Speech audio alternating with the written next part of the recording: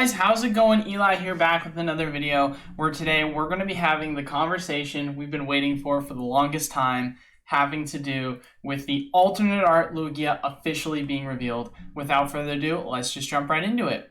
As always, get out of the way, if you want to enter into our weekly giveaways, all you have to do is be subscribed, leave a like, and comment down below on any of the pre-recorded videos we post each and every week, Monday, Wednesday, Friday.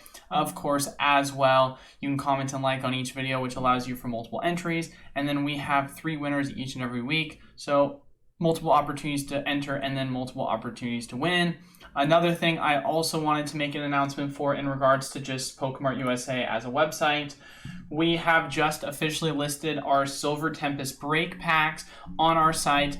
I said this before on the live stream, but we're going to do the break the following week after the release, because with the transition of the LGS, I won't be able to receive the packs until a little bit later. And so I wanted to still do it on a Friday, but it wouldn't be able to arrive on time. And then for those of you guys that don't already know, figured I would still might as well mention it.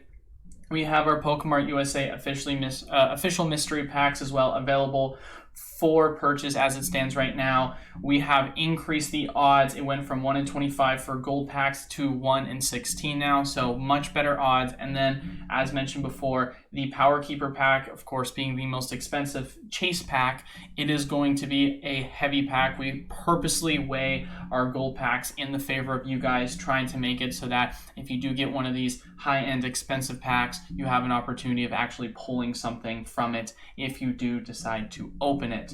But now that we have all of that out of the way, let's just jump into today's topic. So one of the things I wanted to mention, in regards to the art design, because I know I've had a lot of people really kind of ask me the question of, hey Eli, what do you think about the alternate art design? Do you think it's going to change the way in which you look at things? And here's the deal, guys. Although I absolutely love the Lugia alternate art design, I think it's absolutely amazing, and it kind of embodies what I personally love in terms of what I'm looking for in a Lugia card. I mentioned this on the live stream yesterday. I'll say this again. If you look at a lot of the concept design art for Lugias, they tend to have a character overlooking the Lugia. Typically tends to be in the cavern, but this one, of course, is over the ocean. I think that's really cool of an art design. I think it's really cool how it's menacing looking. You've got, of course, lightning off in the distance. You've got a very nice rainbow kind of cloud that is just overhead the Lugia. So I really do absolutely love this design. I think it's amazing. But with all this being said, I want people to still take this into consideration when we're having a conversation about, is this massively going to change Silver Tempest? Yes, of course, but we still have to wait for what pull rates are going to do. For those of you guys that have been following me for a while now, when I first made my predictions for the set Astral Radiance, one of the biggest things that I said could potentially make this set a little bit more favorable in a lot of people's eyes was they needed to have better pull rates. And lo and behold, they had amazing pull rates in terms of both character rares, in terms of both getting yourself alternate arts and rainbows and golds. It was almost like you were getting a rainbow or a gold at least each and every booster box, or at least from our experience when opening over 500 packs on the channel. So it's one of those things where I feel like that's ultimately going to be the biggest conversation about where this is going to stand as a set.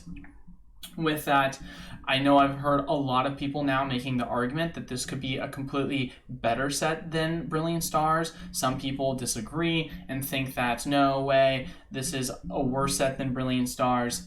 I personally, and other people are saying they personally think that Lost Origins is a better set, and we're going to kind of break down that conversation and discussion, because I feel like this is something that's important when taking into consideration on whether you think a set is going to perform successful and where we really line this up, since obviously my number one pickup for just general booster boxes is Silver Tempest. With the alternate art design being revealed, I want people to know first and foremost, it's still the number one pickup that I absolutely love. But let's have a conversation about just overall sets and what kind of differentiates between this could be better than Lost Origin, this could be worse than Lost Origin, or of course Brilliant Star. So we'll take a look at Lost Origin first and foremost. I know a lot of people like to make the argument based off of price, but I think you can't look at it from that perspective. There's a reason why, of course, when you look at Brilliant Star, the booster boxes are much more expensive, even though the main alt art hits, of course, are a lot cheaper. That's why you can't go off of that, because if you did, then obviously it wouldn't have any sort of consideration having to do with the actual value of the booster box. So please wipe that from your memory when you're saying, oh, Giratina V alt art, it's worth $220. So therefore, of course, you have more expensive cards that are involved right now, which means if Lugia doesn't hit that price point, then of course it's not going to be as good of a set. Well, if you go to Brilliant Star, of course, you have a Charizard as the main pull, and the Giratina is worth more than that. And then as your next runner-up in terms of overall value, you have a Rainbow Charizard as the next most valuable card, versus the other one, it's an Aerodactyl. I'm not going to stop saying it. People told me not to stop mispronouncing it, and I almost caught myself and did it, but I just sent it. So, Aerodactyl, I'm sorry, guys. But in terms of overall... but in terms of overall value, you just can't take that into consideration. So I personally believe that when you're taking a look at this set overall, the only reason why the prices are this expensive, yes, the art design for Aerodactyl is gorgeous, don't get me wrong. I personally think that the pull rates are playing a massive factor to why these cards are expensive, and I think that also plays a huge variable into whether or not people really enjoy opening the set. Sure, it has some nice alternate art designs, Aerodactyl, Giratina. Those are cool alternate arts, but you have to think about it in this consideration. Characters have weight. And what I mean by that is when you talk about, Charizard sets, Pikachu sets, Evolution sets, those are the sets that perform the most historically speaking, and regardless of whether or not the remaining of the set is terrible, time and time again, they've performed amazing. Look at Darkness Ablaze's set, terrible, but it's hit 180. Look at Champion's Path, terrible, but it's hit over $100. Look at Burning Shadows, terrible, but it's hit over $400. I mean, sets like this will continuously perform extremely well just based on the fact of the matter that they have the high demand character cards in it. And that's something, and Vivid Voltage too, I didn't want to say it's a terrible set, because honestly, it's cool that it has amazing rares, but it's so overhyped as a set, and I would personally put it in that category, because when you think about the main pull slot, what do you get from it? You get the Rainbow Chunkachu, and that is it. You're not getting anything else. I don't think a lot of people are getting hyped for a Rainbow Togetic. And don't get me wrong, Togekiss. And don't get me wrong, it's like, it's a card, I'm sorry for those people that are Togekiss fans, but, it's not a card that you're just going to get hyped about, right? And so the Pikachu is kind of the main draw, and as we've seen historically speaking, Vivid Voltage has been one of the best performing booster box sets that we've seen historically speaking. Of course, now it looks like Evolving Skies is going to surpass that, and in very much so rapid fashion. And so you just got to take these things into consideration. And although as a Gen 4 fan myself, and I do love Giratina v Altar, and I do love Giratina as a whole, it's just not a strong character compared to something like a Charizard or an Eevee or a Lugia. And so when you take that into consideration for the main slots, it's cool that you have these other cards involved, but it's not going to draw a lot of people to want to collect this set specifically for anything outside of these two alternate arts. And even then, it's just not going to hold as much value in terms of collectability, in my personal opinion. It's still a cool set. It's still a set that's going to do well. And a big reason why is because of its trainer gallery. Once again, going back to just general character value, you have Pikachu as the two most expensive cards in the set. Of course, you also have another Pikachu and another Mew, which, once again, very strong characters. And so I believe that a large portion of the value for Lost Origin in consideration is just because, personally, as it stands right now, it has been the best subset, just character rare that we've had so far in the Sword and Shield era block. Having this much value by having the Pikachus is absolutely awesome. It's absolutely amazing. And I think it's something that we obviously must take into consideration when looking at overall subsets. Now, with that being said, the question, of course, now is which one better? Lost Origin versus, of course, Silver Tempest? Or I think the more important question to ask, since we are a channel that does focus on investing, which one's going to perform better and why? Now, here's the deal, guys. You can make your arguments on why you think one set is better than the other for obvious reasons having to do with I'm more of a fan of this card or I'm more of a fan of Pikachu over this card. Like, you can make those arguments all day, all you want, but you have to look at it in the eyes of the consumer and what the consumer, historically speaking, has always drawn towards. And knowing that, one, we have Lugia as the main chase pull, and once again, going back and looking at it, Lugia has historically been a card that's always done extremely well, and the sets that have Lugia have always done extremely well, and we have an amazing alt art, one of the best designs, in my personal opinion, that we've seen for alt arts in the Sword and Shield era, so just check that off the box in terms of the overall value of consideration. And then we also have to take as well into account the fact that we know we're going to be getting a Rayquaza VMAX character rare full design. With that, Rayquaza, once again, one of the best performing characters historically speaking in sets. You look at literally any single set that has a Rayquaza in it, you take, of course, into consideration that a good portion of them are shiny Rayquazas, but nonetheless, even the non-shiny Rayquaza sets that just have rainbows, that just have full arts, they've still done really well with Rayquaza as a whole within the set. I think that there's an argument to be made that that's going to hold as much strength of value compared to this overall subset, and then having a super strong alternate art, I think is going to honestly take the cake. And that's why I think from just a general performance perspective, there's an argument to be made for Lost Origins to be surpassed by Silver Tempest.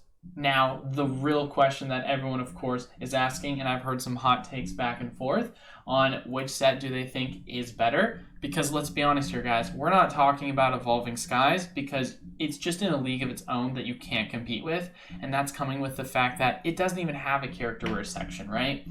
And if it did, it'd be a top 3 set of all time, and it's already in discussion as it stands for being one of the best sets of all time. So it's like, you can't even argue at that point if it did. But in terms of the character rare subset with this, once again, I think people need to take value out of consideration, because everyone takes a look and says, well, the Umbreon's only worth $23 versus the Pikachu's worth $56. You can't compare it. However, Pikachu, of course, is still a stronger character than Umbreon and Sylveon, but they, of course, are still going to perform well in the set. I feel like one of the reasons why this really missed as a character subset, outside of the fact that, sure, it does have 2 really strong characters as the main ones, was the fact that the Vaporeon, Jolteon, Eevee, and Flareon were all just regular characters, and they could have had so much more value being put in the kind of full art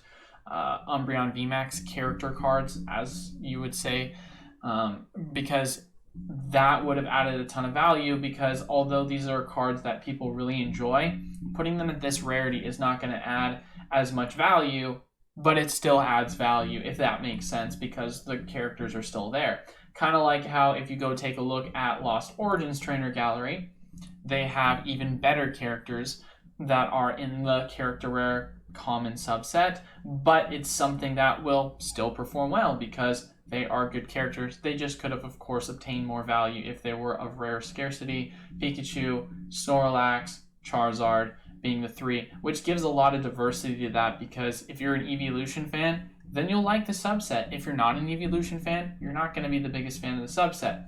But you could literally be a Gengar fan, a Snorlax fan, a Pikachu fan, a Charizard fan. You could be a Mew fan. Like, there's so much diversity in terms of what you could like from this subset compared to overall Brilliant Star. And that's why I feel like, once again, Brilliant Star, there's an argument to be made it has a weaker subset. But of course, it takes the cake once again in terms of the overall value that you're seeing from just character strength as a whole, having had a Rainbow Charizard and a Charizard V alternate art. And of course, in consideration, Arceus V, it's a cool character that has some strength, but it's not as strong as a character as you would take into consideration when looking at if Charizard wasn't there, this set would not perform nearly as well, in my personal opinion. So, do we personally think, though, that Lugia as a whole is a set that is going to surpass Brilliant Star, taking into consideration? Of course, I'm going to let you guys take that into decision yourself when looking at it this way. Charizard has historically been one of the best performing characters of all time. Rayquaza and Lugia have also been two other characters that have performed extremely well, just long-term history of it all. Subset-wise, you of course have evolutions, which have also performed really well, but as we've seen, once again, there's a lack of diversity there in the overall set, which is its biggest weakness. Now going and taking a look, of course, at the Lost Origin subset, there's a lot more strength there, so it's kind of makes it hard to compare, but when taking a look at Silver Tempest, it has the Rayquaza, which is going to add a ton of value, but I do think that it also lacks the same level of diversity in terms of Brilliant Star. However, with that being said, Rayquaza, I would say, is still a stronger character to be found in that specific subset, and that's mainly just because it has a VMAX alt-art design that I feel like a lot of people really like in the specific subset. So it's really a toss-up in my personal opinion, and I think it's going to come down to preference on which one do you think looks stronger. But in terms of the overall, do I think one is going to perform over the other? Once again, bringing it back to the main point that I discussed at the video, I think it's going to ultimately come down to what's it going to look like in terms of pull rates, because I think that's going to be a make or break conversation on, is this going to be a top 3 set, or is this going to be something that could potentially pass Brilliant Star? And this, ultimately, you can have your personal opinion, of course, on what you think is a better set based on the characters you like. But at the end of the day, when I say which is going to be a better set, I'm talking about which is going to be a better performing set. And in terms of value, once again, going back to it, for a while there, I had mentioned that Game Nerds had put up pre-order prices for bulk discount if you bought a case's worth, and they were going for $95. They just recently raised their price. I had some people mention to me on the stream yesterday that Safari Zone, however, still has them up for $95. So if you're looking for that, to still have that opportunity to jump on in, I would go take a look at Safari Zone, give a shout out to them. Of course, this is not financial advice. I'm not a financial advisor. However, if you are looking at picking that up, you can still get it at a cheap price, which once again, I think is extremely, extremely undervalued when you take a look at what ultimately is going to be in this set as a whole. So waiting on the pull rates, but I still think we're at a point now where, personally speaking, this is going to be a set that's going to outperform Lost Origin just based off of the overall design of the alternate art, just with the overall design of course, having the Rayquaza in the subset. So there's a ton of strength going into it with this set. The question just ultimately is, what's going to be the pull rates with that? Let me know your thoughts down in the comment section below. Do you agree? Do you disagree? Do you think that its $95 price point currently is undervalued? Do you think it's overvalued? But I want to hear from you guys, obviously, as this has been a big lead up in terms of the overall discussion that we've been waiting to have, since Silver Tempest is right around the corner with less than a month away before its release. If you want to enter in, of course, to our giveaways, as always, make sure you leave a like, comment down below, and subscribe to the YouTube channel. We post pre-recorded content each and every week, Monday, Wednesday, Friday, for you to comment and like on. And then, as always, we have 3 winners each and every week, so 3 opportunities to enter and 3 opportunities to win. But that is all for today's video. Thank you guys all so much for watching. Until then, I will see you guys on Friday. Peace.